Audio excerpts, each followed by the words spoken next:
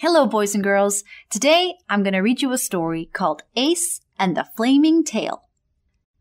Trying to ignore the rumbling in the distance, King Jonathan of Chesterfield thought through his options, but there weren't very many. He could continue to sit comfortably in his situation room while his best soldiers died valiantly on the battlefield until Chesterfield was left without any protection at all. He could pack up his family and flee, trying not to think of his subjects he left behind, and hoping that at least his family would survive. Or he could surrender to the invading enemy. He did not want to surrender. Chesterfield had never been forced to surrender to an enemy in all its years of existence. But as the stomping boots of the invading army drew closer, King Jonathan did not see that he had any other choice. He hung his head for a moment, drew a deep breath, and then looked up at the commander of his armed forces. He gave a short, sad nod. "Are you certain, sire?" his advisor asked from the sidelines. Some around him gasped at such insubordination, but King Jonathan understood the question and did not begrudge his longtime friend the doubt. "Sadly, I am. I do not see any other way. Commander, please instruct your generals to raise the white flags of surrender, and we will be forced to comply with the wishes of the enemy. It is our only chance to survive." "Not exactly," came a strange musical voice from the windowsill, and then, before anyone could react, a small silver marmoset sailed in through the open window. For a moment, everyone in the room froze. Then all the military leaders jumped into action, and shortly the tiny creature was surrounded on all sides by guns and bayonets. He just laughed and leapt onto the table directly in front of the king of the monkeys. "At ease," the king said, holding up a hand to calm the anxious soldiers all around him. "What do you mean, not exactly?" "And who are you?" added the king's advisor. The marmoset eyed the advisor very carefully and then glanced around the room. "I think we should speak in private," he said to the king. "Out of the question!" cried the military commander. "Sire, he could be a spy, or worse, an assassin." The king did not think the marmoset meant any harm. In fact, from the moment he had appeared on the windowsill, the king had felt a great surge of hope, of possibility, the feeling that perhaps Chesterfield would emerge unscathed from the battle after all. But he could also see his commander's point. "My lead advisor stays," he said to the marmoset. "Everyone else, clear the room." The commander scowled, but he headed out, and everyone else followed. Only the king's most trusted advisor remained, closing the door firmly on the last soldier to exit. "You are a good and wise king," the marmoset said, "and for that reason I have come. Because Chesterfield does not need to be destroyed today. In fact, Chesterfield possesses a resource that can keep it forever safe, if used wisely. I am here to give you that resource." "You still haven't said who you are," the advisor pointed out. "My name does not matter much, does it? Not when I'm about to tell you how to save the kingdom from imminent harm. But as you seem so anxious to call me something, you may call me the Protector." The advisor snickered, looking at the creature less than half the size of himself and the king of the monkeys. How could such a small creature possibly protect the entire kingdom? But the king did not snicker. He did not even crack a smile. He shot a silencing look at his advisor and then turned back to the Protector and nodded gravely. "Tell me what I need to do." "Come with me." The Protector turned and headed toward the double doors on the far end of the room, which led onto a small balcony. The invading enemy could be seen far off in the distance, looking like an army of ants that would soon reveal themselves to be far more lethal gorillas. "Sire," the advisor objected, thinking it highly unwise for the king to put himself directly in view of the oncoming army. "Peace, friend," the king said. "They are still some ways off." The king followed the Protector out onto the balcony and watched as the little marmoset leapt up onto the railing and pointed far off, beyond the oncoming army, to a small lush mountain in the distance, ringed with trees and covered in green growth. "Do you see that mountain there to the east?" The king nodded. He had seen it many times before, though he had never been there. "That is the sacred forest," the protector said. "It is a beautiful place, but more importantly, it is a powerful place. The sacred forest is home to the plant soldiers, which, used properly, have the power to protect Chesterfield from the fiercest foes and largest armies of the world." "Plant soldiers?" the advisor sputtered. "How do we get these plant soldiers on our side?" the king asked. He didn't care how preposterous they sounded.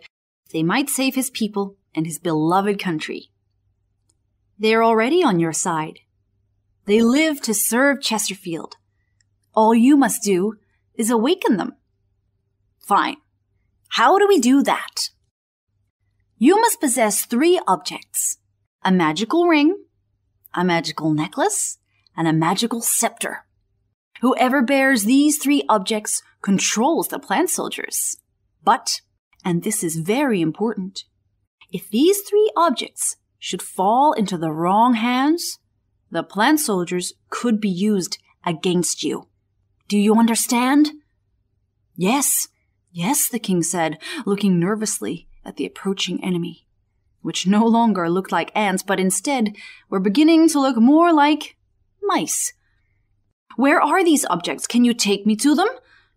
"I already have," the marmoset said, and then he leapt off the balcony and disappeared from view. "What nonsense!" the advisor sputtered. "What a waste of our time! He must have been sent by the enemy purely to distract—" "Silence!" the king said, for he had turned and looked back inside the room and saw 3 glittering objects on the long table, which had not been there before. He rushed back into the room, and sure enough, spread out majestically on the table's gleaming mahogany surface were a large gold ring with a gleaming red stone, a golden chain with a teardrop-shaped sapphire pendant, and a scepter encrusted with more jewels than the king's own formal crown. "Your Highness," the advisor said, reaching out to touch the necklace, which was nearest to him. But the king immediately put a hand to stop him. The king took the ring first and slipped it on his index finger, where it fit perfectly and caught the late afternoon sun streaming through the open balcony doors. Then he took the necklace and placed it around his neck, motioning for his advisor to come and secure the clasp. Finally, the king reached out and closed his shaking fingers around the base of the scepter. The moment the scepter was in his hands, the rumbling sound of the approaching enemy grew instantly louder. So loud, in fact, it sounded like in a moment's time the enemy had crossed the miles and breached the castle walls.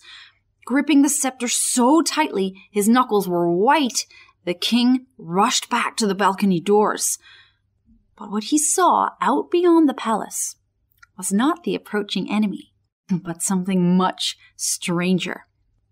The mountain that the protector had pointed out in the distance appeared, at first glance, to be moving, and the tremendous rumbling sound was coming from there. It looked like an isolated earthquake, like just that one solitary piece of land was shaking. But then the picture shifted, and the king began to realize it was not the mountain itself that was moving. No, the plants on the mountain were moving, while the land itself remained firmly in place. Before King Jonathan's eyes, the very trees that covered the mountain seemed to uproot themselves and move, much faster than he would have imagined possible for such old, large trees, toward the line of enemies. "The plant soldiers," breathed his advisor from behind him. "Yes," said King Jonathan. "Yes, alert the commander, alert the generals. We will not surrender after all." With the scepter firmly in hand and the ring and necklace secured around his finger and neck, King Jonathan raced through the halls of the palace and out the front doors, where he leapt on his most faithful horse and headed straight toward the front lines of the battle that would soon explode.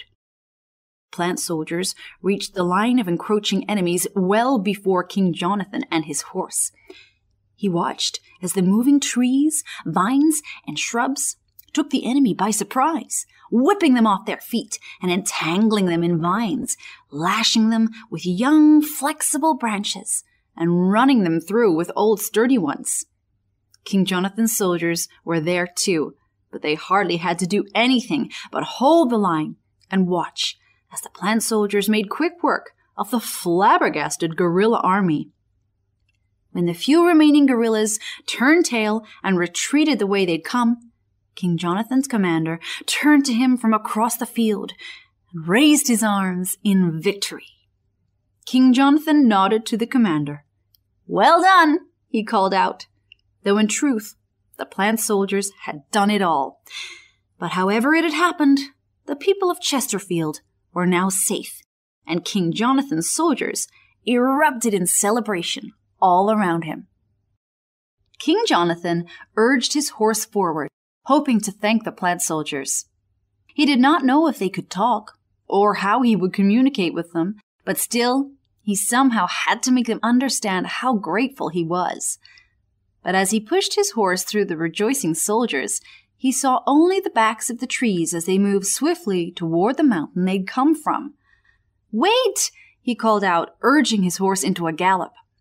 But the plant soldiers were moving back to the sacred mountains as graceful and quick as the wind itself. "Wait! Please, wait!" the king called out. "It's no use," said a familiar voice, and the king turned to see the protector on the ground next to his horse.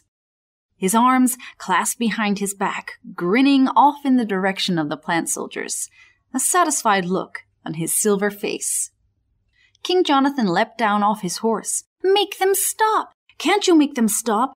I want to thank them. They've saved my kingdom. Anything they like, I'll make it happen." "They don't need anything from you."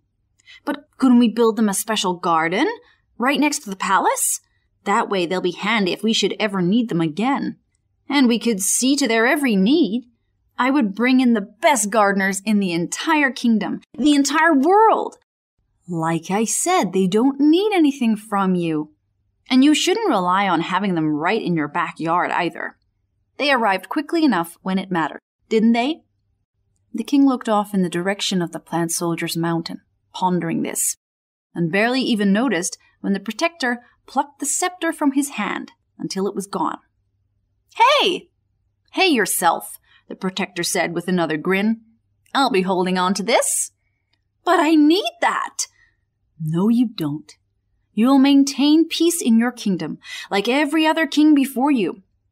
Only in the gravest hour of need should you absolutely require the services of the plant soldiers will you come to find me and retrieve the scepter." "What if I can't come? What if I've already been taken captive? Or worse?" "You'll send someone. Whoever arrives at my private island bearing the ring and necklace you wear at this very moment will be considered the true heir of the scepter, and I will hand it over." "But this private island, where is it?" "I've left a map with your advisor," the protector said, "and if I were you, I'd make sure I kept that ring and necklace very, very safe." And with that, he disappeared as quickly as he'd come. That's all for today. I'll see you next time.